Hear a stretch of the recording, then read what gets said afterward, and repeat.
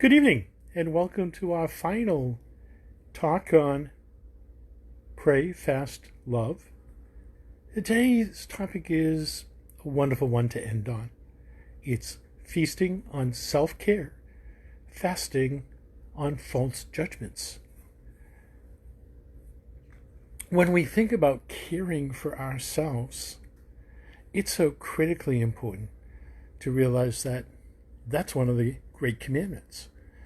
Jesus calls us to love God with our whole heart, soul, mind, and self.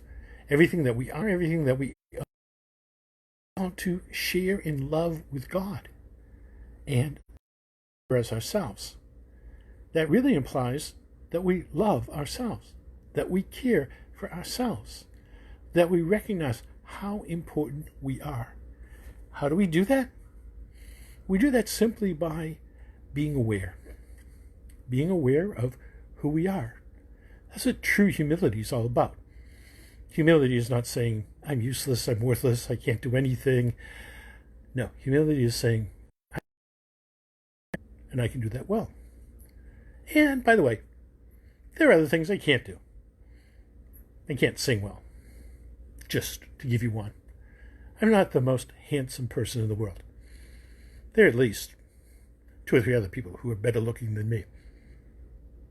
Or should I say, there are 3 other people who don't look as good as me. Maybe that's more of the truth. Whichever way, accepting the gifts that God has given us, trusting that we've been blessed, and by God, we're able to do great things. It's not, what can I do because of who I am? No, it's what can I do because God made me. God shaped me. God formed me. God gifted me. God blessed me in a variety of different ways. And I'm grateful to God for all the things that He did. That's true love of self. Calls us beyond ourselves, calls us to recognize that it's only with the love and care of other people that we can be. We came into the world because 2 people loved us. They nurtured us. They cared for us. Our parents, our brothers and sisters on most occasions, our relatives and friends, all gave us support and care, showed us the way, showed us how to love others as they loved us. That's a whole part of surrounding ourselves with healthy people. Recognizing that at times, there are people who don't like us, who don't appreciate us. These days, you so often see those ASPCA ads on TV showing you the most awful-looking dogs who have been beaten and abused and neglected by their owners. Those people should be treated well, of how foolish they are and what they missed. I had the most wonderful little baby dog, Yoda, a Chihuahua. And he was mine for almost 15 years. And he was a loving, caring, you try to touch him when he was in my arms, and you'd be lucky if you didn't lose your arm. He would bark at people for the fun of it. And then as soon as him, fed him, cared for him, especially if you're a little child, no problem at all. He was a loving dog. And what he did was he brought love out from me and from other people. Remind me that it was important that I was loved and cared for. He's a strange character. Let me just tell you a couple of things about Yoda. Yoda was a social eater. Usually he ate at the dining room table with Neil and I, or Peter and I, eating and being with us. And when he was there, table. He wouldn't beg, but we would feed him. And he'd eat everything we gave him. He liked meat. He ate that first. He liked his carbs. And he ate potatoes. But he also liked vegetables. And his favorite was carrots. It could be raw carrots, cooked carrots, didn't matter. But he loved those. But he also ate even like Brussels sprouts. God forbid. But one of the cool things about Yoda was he slept in my room, and occasionally at night, because we were on a phone call to go to the hospital at 2 or 3 o'clock in the morning, and the last thing I really wanted to do was get out of bed and get dressed and drive across town and go see someone who was dying or died or was a victim of a heart attack or a car crash or see, And if you said, "Do you want to go to the hospital right now?" It's like, not me. Yoda, hospital, and he said, and he was all excited and ready to go. And he would go to the door and be ready for me to get up, change, and get ready to go to the hospital. And he always rode on my shoulders so that he could see what was happening. Stay there. Hospital. Here. That this is what we should do. Yeah, I really did want to be there. And he'd wait in the car and be a good little boy. And don't tell my vet this, but on the way back home, and we would stop and share a cheeseburger to McNuggets, just as his little reward, for being Yoda. It was rare that, he didn't obey. The other classic thing about Yoda was, as I said, he was a very social eater. And sometimes in the morning when I would go to Mass and go down to the parish, I'd give him a little dog biscuit.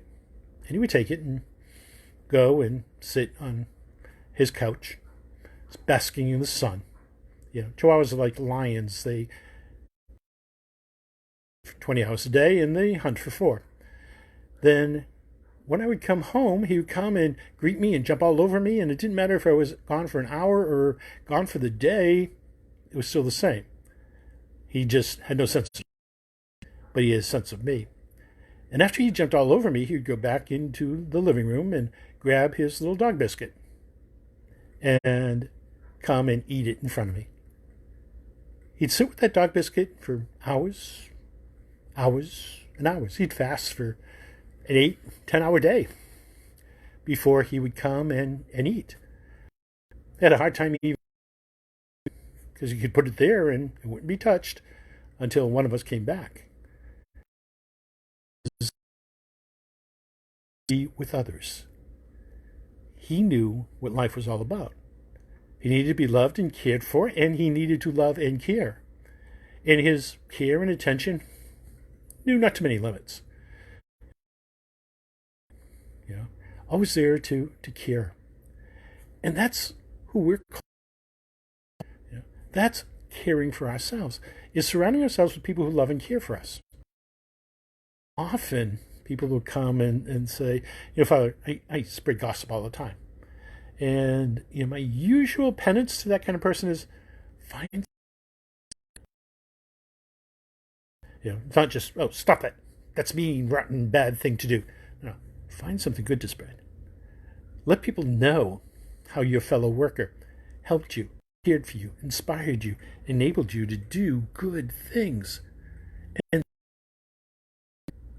share it. An atmosphere where people of one another rather than critical of each other. If we criticize others, especially when we do it behind their back,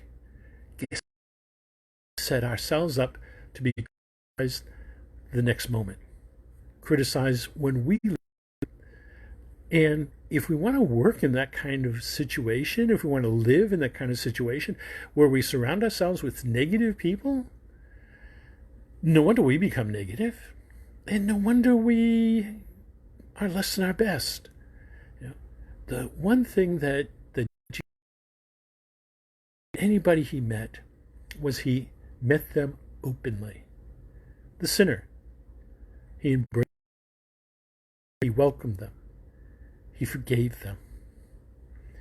They didn't have to beg and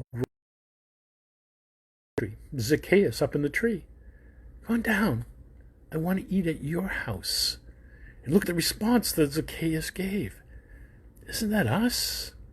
When we are in love and when somebody loves us, don't we do exactly the same? We're generous, we're considerate. We don't count the cost. We do our very best to serve, to help, to enable, to do the same for us. When we look at the early church and we hear a lot of the apostles as they start to work together and pray together and live together, their first interest is, how do we support one another? How do we do the works that Jesus did, live the life that Jesus did, help to enjoy what Jesus did, our neighbors enjoyed, cared for one another. And people began to call them Christian because they lived like Christ. They followed the way. Those are the first words that we used to talk about the early church and its followers. They were people of the way. Of course, Jesus was the way, the truth, the life, as he said to Thomas. And follow him whenever we do the same kind of things that he did. When lepers came to him, it wasn't be cured and, oh yeah, come over here and I'll embrace you. That was the opposite. He embraced them. He welcomed them. And then he said, oh yeah, by the way, go let people know that you've been healed. It's not, let me heal you and then I'll touch you. No. The other way. The son comes back to the father. The father doesn't wait for the son to grovel and crawl back home. Meet him. And as the son says, Father, I don't deserve to be called your son, the father says, oh, shut up. Nicer way than that. He says, quick, put a robe on him, put sandals on his feet, put a ring on his finger. My son is alive. He welcomes him back instantly into the family. And that's what our lives are called. It's a care and love and support of one another. And his life now is enriched, and he begins to appreciate who his father is, what his father offers, the niceties of home. And he becomes aware of the things that he missed. He knew that the father served, he was treated now. And that was enough to bring him back. But the father showed him the fullness of his love. It wasn't to treat him like a servant. It was to treat him like a son. It was to forgive, to let go, to put behind him all of the different problems and difficulties that had happened, and to restore the father-son relationship instantly, totally, completely. That he had squandered, but he got something more than that. It wasn't money, it was love, it was family. And he began to realize how important family is. For each and every one of us, there are in our circle of who care for us, who support us, who make us who we are. We also have to be careful to cherish what they do for us, to recognize all the things that they do for us. That's really important. So it's not just a question of, I gotta plug my phone in. It's about to die. There we go. Anyway, we have to cherish what people do for us and see. We have to see what God does for us as well. You know, it's so easy to go through the day and not see what God has blessed us with. You know, one of the things I've spoken about before is when we pray the Our Father at night, we need to be conscious of the way in which God has blessed us, the daily bread that He has given us, the forgiveness He has given us, the blessings He has given us, how He has enabled us to do well this day, how we recognized Him. You know, the Easter event is a story of recognition. People recognized Him in the breaking of the bread. People recognized Him in the sharing of the word. People recognized Him in the telling of where the fish were. People recognized Him in the presence that He gave to them, the love and the care, the wounds that He showed to them. However it was, they began to realize that this is Jesus and that they must live like Him. They must love like Him. They must be like Him. Yeah. And if we have that attitude in life, then great things happen. Now, the opposite of that is false beliefs. We live in a society where there are tons of false beliefs, and it's not new to the 21st century. It's not new to the last couple of years.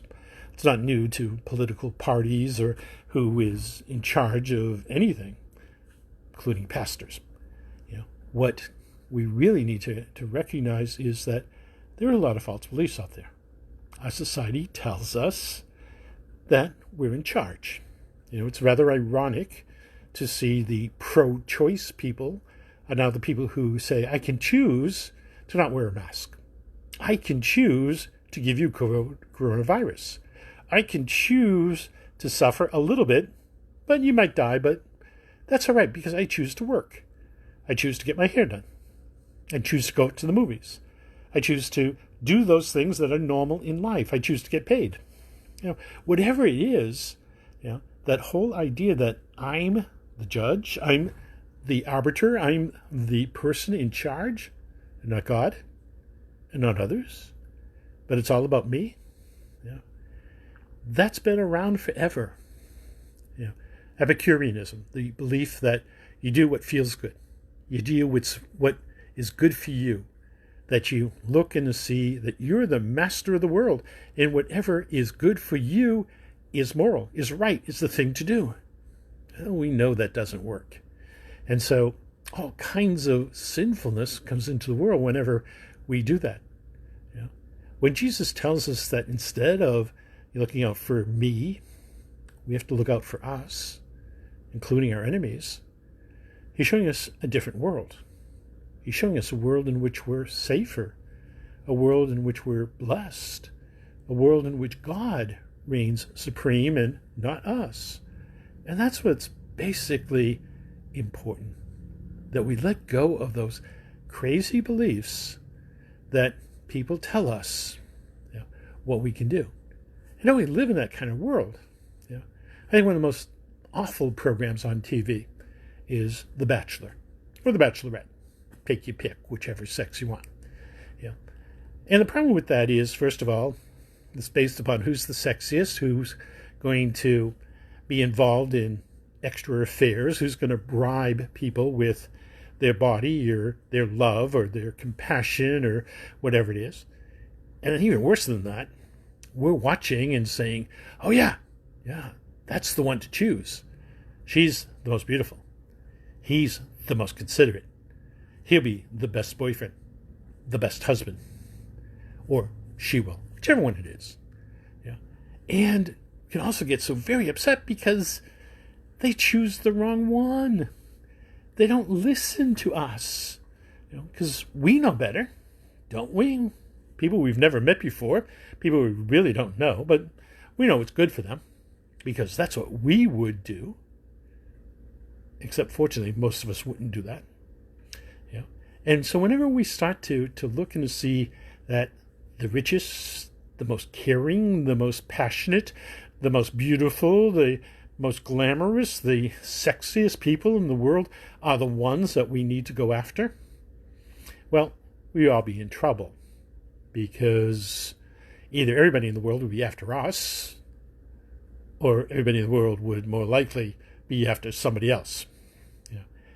That's not what love's all about. That's not what life's all about.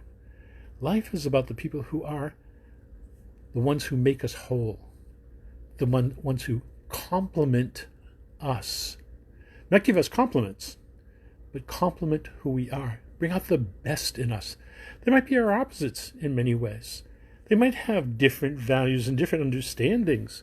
And that's all right, because whatever they do, they're able to help us to be our best. And those are the kind of people that we need around us. You know, the craziness of our society today is, that power, that wealth, that reputation, that the acceptance of others is important. We're worried about what people will say about us, what people will think about us, what people will spread around about us.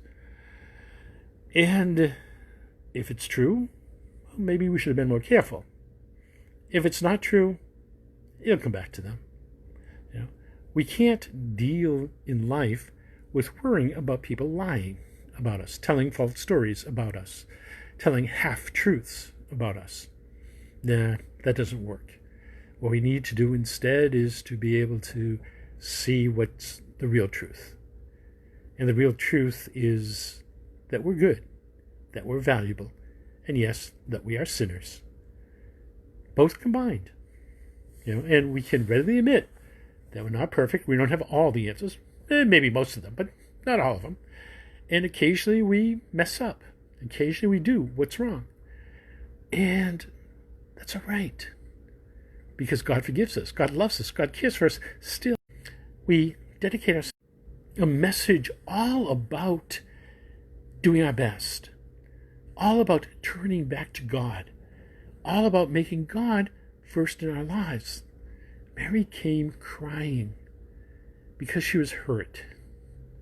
Hurt when she saw children, her children, not following the rules, not caring about God, not worshiping with each other, not supporting one another, being individualistic. And when she saw all of that happening, she just cried. And throughout her whole apparition, the tears were flowing as she invited people to something better. And she says to them, if you only let go, if my people are converted, then great things will happen. Yeah. And God shows us that, doesn't he? That great things are possible if we are converted. Yeah. These days we hear Peter being invited to become the head of the church after he had denied Jesus 3 times, because he was able to let himself go, because he was able to admit that he loved God and that God loved him and that was important to him. All of that came to really become a part of his life and his future. And as that happens, Peter changes and the church grows. Peter does the same things that Jesus did. We hear the miracles that he did, the miracles of healing a crippled man and making him whole in the name of Jesus Christ, the miracles of preaching the word on Pentecost Sunday in a variety of different languages, but he only knew one, the miracle of courageously giving his best despite persecution and danger, despite being crucified himself. Peter was able to do that. So were the other disciples, most of whom suffered a martyr's death. And as they did so, they always knew that God was there protecting them, watching over them, giving them something greater, giving them true eternal life. The early church, when it was persecuted, didn't hide. It went in new directions. When people rejected who they were, they didn't fight back. They hoped and prayed for the persecutors, but they also recognized that there were other fish to catch. And so they didn't mind moving to different places and different lakes and different territories. And the church began to grow and spread. whether it's to Spain or to India or to Syria, to Lebanon, to all of the different areas around.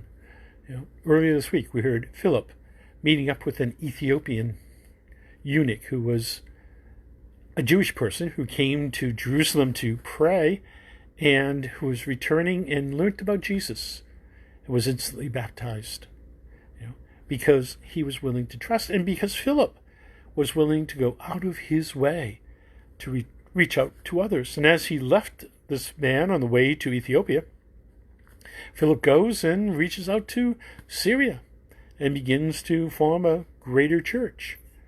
I remember when I went to India, I was able to visit the shrine of St. Thomas, where he landed with some Jewish Christian followers and established the church in India, which is a growing church, a thriving church. We have Father Bino here. Today we've had Father Baiju and Father James, here to serve with us, coming from that church established by Thomas. We're here today because people of faith handed it on to us. And we have to reject those unbelieving things, the poor decisions, the poor structures and beliefs, the things that society says, do what's right, do what feels good, do what makes you happy, do what pleases you, because that's the only thing important in life. And if it makes you happy to help other people, you can do that if you want, but it's optional. It's not obligatory. It's not required. That's false. That's one of the biggest false beliefs that we have, that we can pick and choose who is our neighbor. Scribe tried to do that, and Jesus told the story of the Good Samaritan, reminding the scribe that guy who you won't pray with, that guy who you reject because he doesn't have the true faith, is the one who lives out the faith the best. When Jesus talks about the final judgment, what's he talk about? He talks about how do we treat others? Because what we did to others, we did to him. When we fed, when we clothed, when we visited, when we healed, when we forgave others, we forgave him. But even more than that, the turnaround of that, the real secret behind that is we're his brothers. We're his sisters. How many of us have younger brothers or sisters? And when we were kids and teenagers or whatever, we would defend our little brothers, our little sisters. We would make sure that people didn't pick on them, that people weren't... We could do that maybe ourselves, but don't you dare touch my sister. Don't you dare be mean to her. Don't you dare make her cry. Because I have to protect my younger sister. Becky's 10 years younger than me. And that was one of the things, we could give Becky a hard time, but that was us. That was family stuff. And we're never mean, but sometimes we took a joke a little bit too far.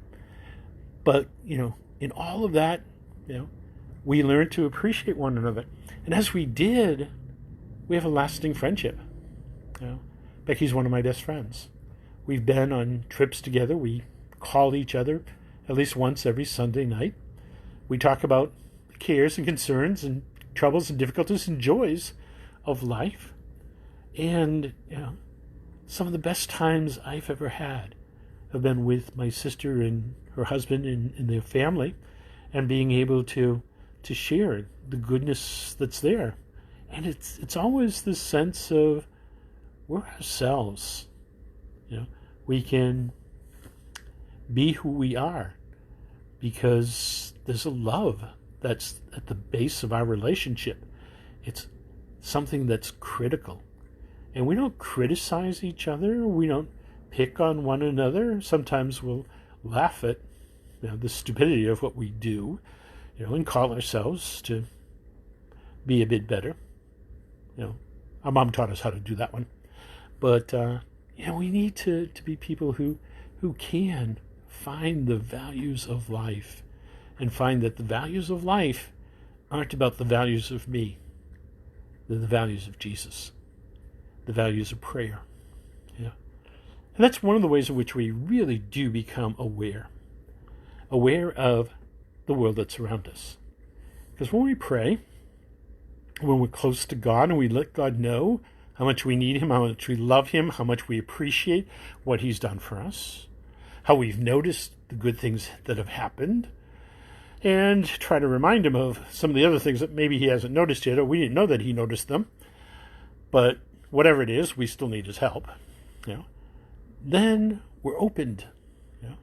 When we also pray, we recognize that there are people who need our prayers. And so we don't have any problem with putting in a good word. Putting in a good word for those people who are in need. Putting in a good word for those people who need encouragement. Putting in a good word for those people that we can't quite help ourselves, or to maybe ask for God's help so that we can reach out better, so that we can be more caring and considerate. All of those things happen when we pray, when we fast. Fasting is a great reminder that my wants, my desires, my immediate needs aren't most important. God is. God is the one who feeds me and cares for me. And, for me, I've never lacked food. You can tell by the size of me, that even when I fast, I still survive. I am healthier in a physical sense, but healthier in a spiritual sense as well, because I recognize that it's about others. I recognize that when I am hungry, that there are people who are hungry, truly hungry, who don't know where food is coming tonight. I know where food is. It's in the pantry, the refrigerator. It's the leftovers. It's the meal that somebody delivered for us for supper tonight. It's all of those kinds of things. So I'll never be hungry. I'll never be poor. I have a vow of poverty. I'm not going to be rich. I don't own much of anything myself, but I have things provided for me. And with an education, with the background, with the support of my community, with an ongoing position that is mine for a good long while, whether it's here as your pastor or in other ways serving as a priest or a missionary of La Salette, that's for a lifetime. And with that lifetime, hopefully I see, that there's always something for me, that even when I fail, when one of our brothers fails miserably, they are still our brother. And there's never that poverty. When you see that you have a family, you can never have that poverty. When you have friends and people who are interested in you and people who support you and people who care for you, you're never truly poor. You are never truly hungry. You are never truly empty. You are never truly broken. Instead, you're enriched. Instead, you're strengthened. Instead, you're blessed. Instead, you experience the bounty of the banquet. Banquets aren't about food. Banquets are about joy. They're about happiness. They're about care and love and support. We go to a wedding banquet. Is it that chicken that we get that's rubbery and pretty tasteless? Or the hors d'oeuvres that were hot one time during the day? It's not always the most expensive meal unless we really do have some super rich friends. And it's not about that. I remember when, 40 years ago, we were planning the menu for my first Mass and for the party that was happening afterwards. I simply wanted something that was good, that people could share. And the one thing I hated, and I still hate it today, is when they serve you a plate of stuff, half of which you don't eat, and the other half that you wish there were more. And so we served family style.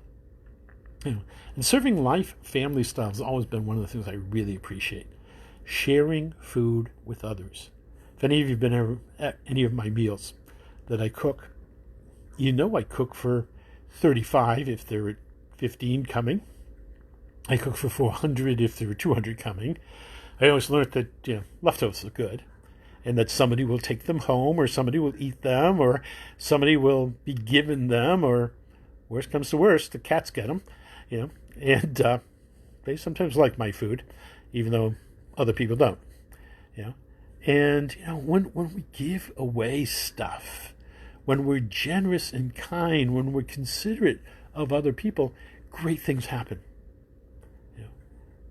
As we finish this course and wait for it to begin again in the fall, let's remember how much we are loved, how much we are cared for, how much we are part of one big human family, that we are children of God, that we are people of God, that we journey together, that we are important to one another, and that we have to surround ourselves with people who will build us up, who will care for us, and to get rid of all that false nonsense in which we think that we're the most important person in the world, sometimes the only important person in the world, and that we can skip caring for others.